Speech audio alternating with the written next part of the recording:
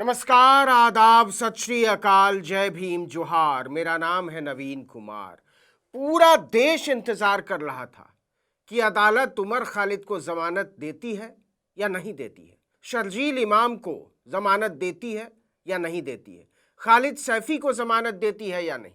ये सारे लोग 2020 के दिल्ली दंगों के मामले में लगभग 5 साल से बिना किसी ट्रायल के दिल्ली की तिहाड़ जेल में पड़े हुए हैं।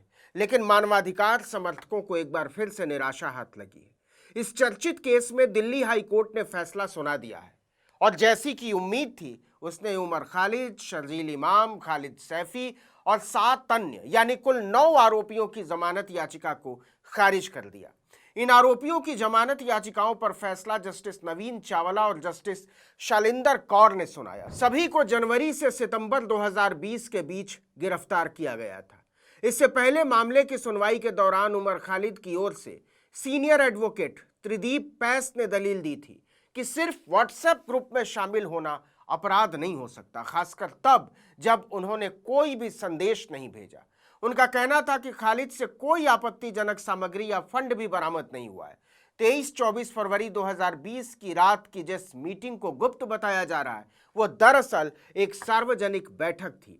वहीं खालिद सैफी की ओर से सीनियर एडवोकेट रेबेका जॉन का कहना था कि क्या साधारण मैसेज यूएपीए के तहत गिरफ्तारी का आधार बन सकते हैं? क्या सिर्फ इन संदेशों के आधार पर जमानत रोकी जा सकती है? आपको बता दें कि यह मामला 2020 में दिल्ली में हुई हिंसा से जुड़ा हुआ है। इसे लेकर दिल्ली पुलिस की स्पेशल सेल ने एक एफआईआर दर्ज की थी। इस केस में ताहिर हुसैन, उमर खालिद, खालिद सैफी, इशरत जहां, मिरान हैदर, गुलफिशा फातिमा, शिफाउर रहमान, आसिफ इकबाल तन्हा, शादाब अहमद, तस्लीम अहमद, सलीम मलिक, मोहम्मद सलीम खान, अतर खान, सफूरा जरगर, शर्जील इमाम, फैजान खान और नताशा नरवाल को आरोपी बनाया गया था।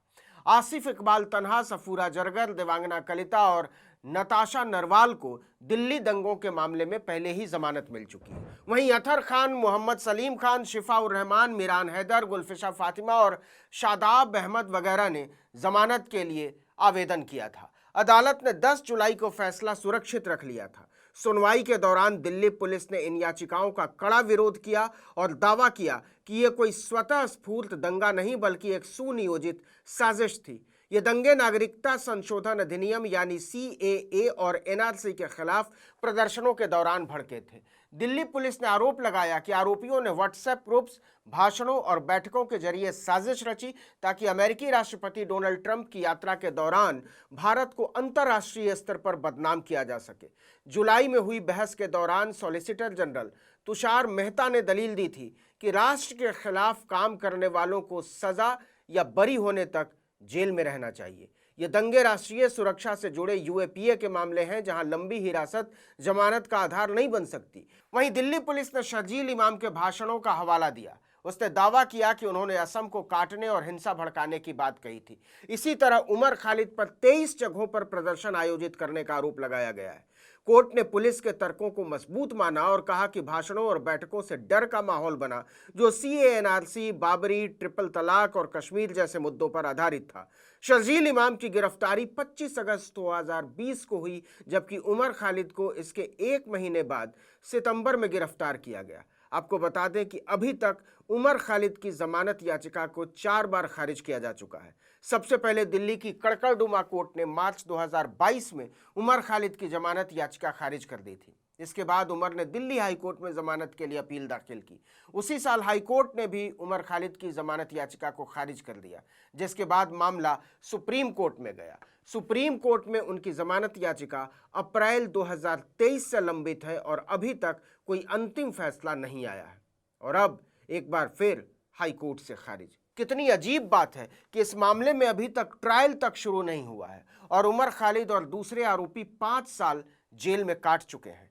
कई मौके ऐसे आए जब ऐन सुनवाई के दिन जज ने अपने आप को केस से अलग कर लिया। एक उल्लेखनीय उदाहरण अगस्त 2023 का है जब जस्टिस बेला एम त्रिवेदी ने खुद को मामले से अलग कर लिया, जिसके कारण सुनवाई को स्थगित करना पड़ा। देखिए, उमर खालिद की कैद का मामला अब अंतर्राष्ट्रीय हो चुका है। एमनेस्टी इंटरनेशनल ने उमर खालिद की जमानत याचिका को बार बार खारिज किए जाने को स्वतंत्र अभिव्यक्ति और शांतिपूर्ण सभा के लिए बड़ा झटका बताया।